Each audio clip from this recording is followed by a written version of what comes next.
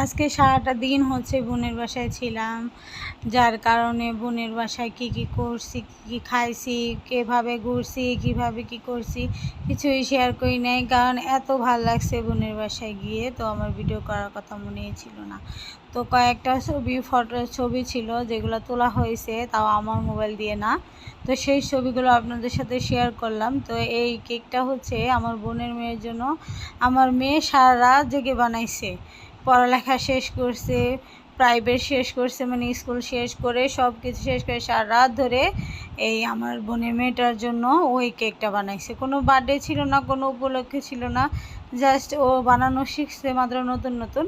তো তার জন্য আর কি বানাই নিয়ে গেছিলো। আর এটা হচ্ছে আমার মেয়ের বানানোর দ্বিতীয় কেক। আগে থেকে একটু ভালো হয়েছে, তো ছোট্ট একটু ভিডিও ছিল, সেটাই আপনাদের সাথে শেয়ার করলাম। আমি আর কোনো ভিডিও করি নাই, তো এইটুকু হচ্ছে রিমঝিম করছিল ভিডিও, যার কারণে ওর কাছ থেকে পাইছি, না হলে এটুকু আসলে আপনাদের কাছে শেয়ার করা সম্ভব ছিল না। তো আমার খুব ইচ্ছে ছিল বোনের বাড়িটা দেখাবো, বোনের বাড়ির আশেপাশে কেমন, বোনের বাড়ি কেমন, কি কি খাইলাম, কি কি করলাম, তো সেটা শেয়ার করার আসলে আমার মনেই ছিল না, মোবাইল বের করতে মনে ছিল না। মানে সবার সাথে অনেক দিন পরে এত কথা টথা বললাম, অনেক কিছু শেয়ার করলাম, ও শেয়ার করলো, মানে বোনের সাথে বোনের দেখা হলে আর যা হয় আর কি, সেটাই হয়েছে আজকে আর কি।